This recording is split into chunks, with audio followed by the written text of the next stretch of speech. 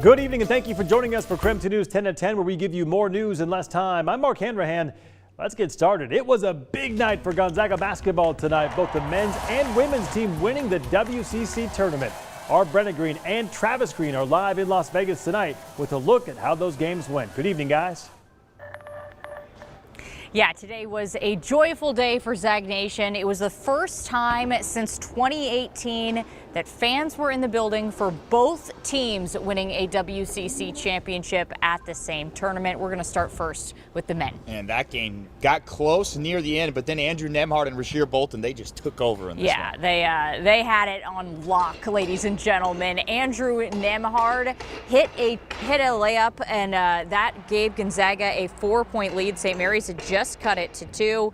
And that's when Andrew and Rasheer went off to the races. The duo dazzled, hitting incredible threes, great and ones. They went on a personal 17-point run that ended up being a 17-7 run in the game and nearly spanned for 4 minutes of game time.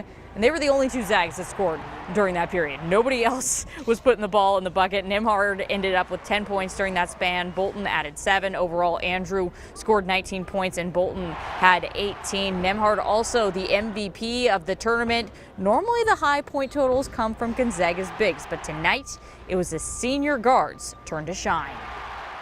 It was definitely a lot of fun. Just being out there to be able to help the team, especially on that run, and seeing shots fall is always a good part of the game. So, it was fun to play off him, get things done and get the win tonight. That's how you want your seniors to play. You want them to have those moments, and I think they sense that. Again, that defense is really, really hard to score on. It's really hard to score, especially on your first action against it. And I think a lot of those were just kind of tough, really individual plays within the scheme of how we move the ball, and they delivered. And that's what you hope and expect out of your seniors.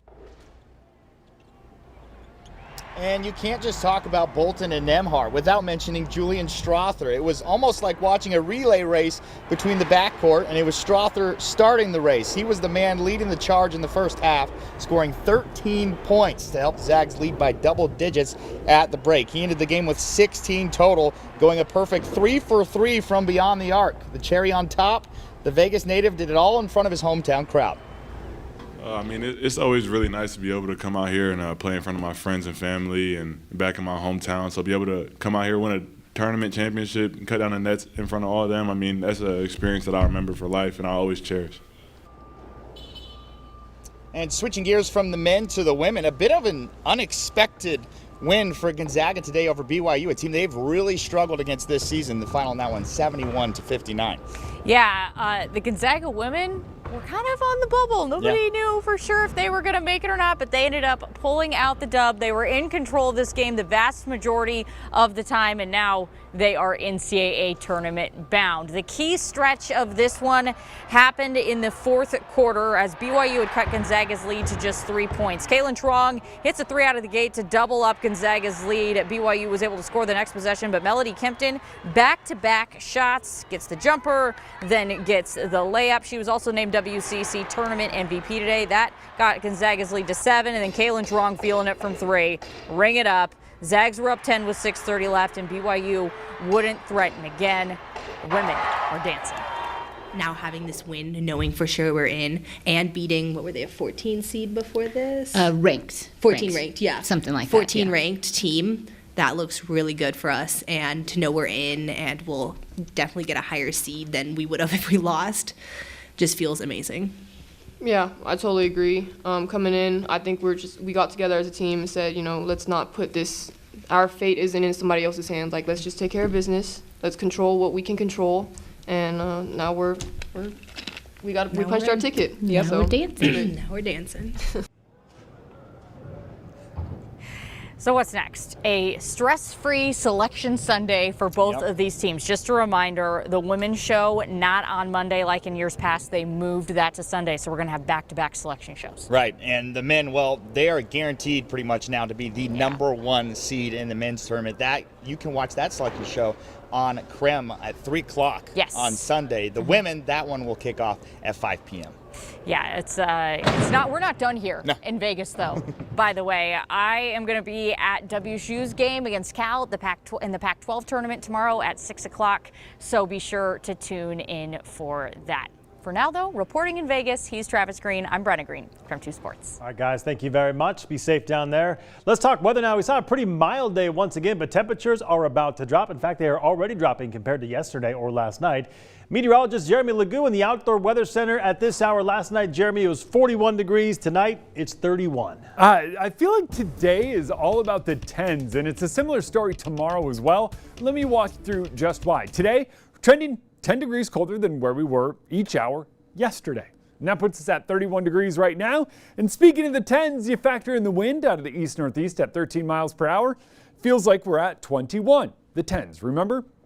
Hold on to those because we're going to keep talking them. Tomorrow, well, you're going to wake up to temperatures quite a bit cooler than where they are now. In fact, down by about 10 degrees or so, depending on where you are. We're at 28 in Coeur d'Alene and Sandpoint, 36 in Moses Lake, and 40 there in Wenatchee. Wind out of the northeast continues overnight, and we are talking some serious wind gusts up near 30 miles per hour. Not strong enough to do damage, but strong enough to do damage when it comes to our temperatures. We are down in the teens as we wake up early tomorrow morning.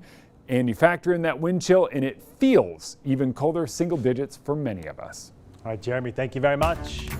The state of Idaho is one step closer to banning gender affirmation surgery and treatment for transgender people under the age of 18. If the bill becomes law, parents who seek treatment for their child could face life in prison. New at 10 tonight, Kyle Simchuk shows us what happened at Idaho's Capitol that has the trans community worried. Kyle?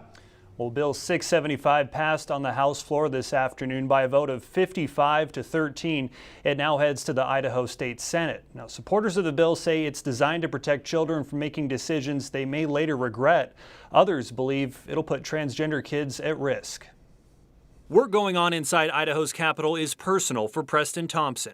It was never a question of whether we were going to support our child or not. His 15-year-old daughter, Lynn, told him she is trans 2 years ago. It left Preston worried for the challenges ahead. She knows the headwinds that are against her. House Bill 675 would make transgender affirmation surgery illegal for anyone under the age of 18. The bill also bans puberty blockers and hormone medications.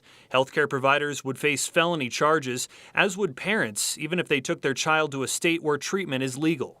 If we do not allow minors to get tattoos, smoke cigarettes, drink alcohol, or sign legal contracts, why would we allow them to make decisions to cut away healthy organs? Representative Bruce Skog is sponsoring the bill and believes children should not be making permanent decisions about transitioning until they're 18.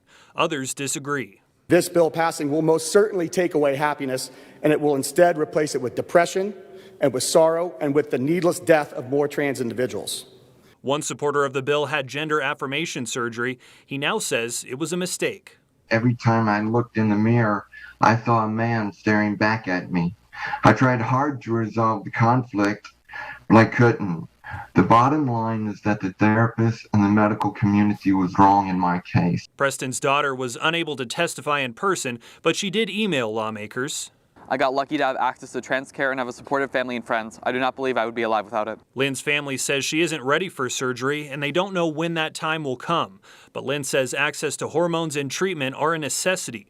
Her family is standing strong, even willing to move out of the gem state if need be. It's kind of ironic that Idaho claims to be pro-freedom as they're trying to yank my rights as a father and my child's rights away. Now again, this bill needs to pass in the Idaho State Senate. Treatment and affirmation surgery would still be legal for transgender individuals over the age of 18. In the newsroom, Kyle Simchuk, KREM 2 News. Kyle, thank you very much. Now to our night beat with a quick look at the day's top stories. Gas prices hit a national high today, and locally, Washington State is now one of the most expensive places for a gallon of gas. The more money that we spend on fuel is less money that we have to go out and buy food. Today, the price of gas in Spokane averaged $4.13 according to AAA. Coming up in about 5 minutes, we'll hear from several community members and organizations who will be impacted by the increase the most. Sad news today for Seahawks fans. Quarterback Russell Wilson has been traded to the Denver Broncos. As part of the trade, the Seahawks will receive quarterback Drew Lock, tight end Noah Fant, and defensive lineman Shelby Harris, along with 5 draft picks. Wilson had been the Seahawks quarterback since 2012. when he beat out veteran Matt Flynn for the starting quarterback position as a rookie. The 9-time Pro Bowler will be the first quarterback to start for a team he has defeated in the Super Bowl. The Seahawks now have the 9th pick in the 2022 NFL Draft. An update to breaking news we brought you last night. Spokane police still searching for a homicide suspect after a shooting last night in downtown Spokane. When officers arrived at the scene near West 2nd and Maple Street, they discovered an adult man had died. Spokane police say officers gathered information to suggest there was an argument before the shooting. A suspect has not been arrested. The identity of the suspect and the victim have also not been released. And we have an update now to a drive-by shooting that killed a man on the South Hill near Shriners Hospital last week. The victim's been identified as 28-year-old Amar Johnson. Since the shooting, police still have not found the suspect. And that was your Night Beat. To learn more about any of these stories, just text us the word night to 509-448-2000. We'll send them directly to your phone. The fighting in Ukraine tonight has entered its 14th day as the Russian military continues to surround Kyiv and advance in the southern part of the country. A temporary ceasefire allowed residents to evacuate 2 cities in Ukraine. This also comes as President Joe Biden announced a ban on Russian imported oil. Ukrainian President Zelensky grateful for the ban and asking other countries to follow suit. We'll share more on this oil ban a little later coming up in our broadcast. And that was your KREM 2 News 10 at 10, where you get more news in less time. We'll be right back.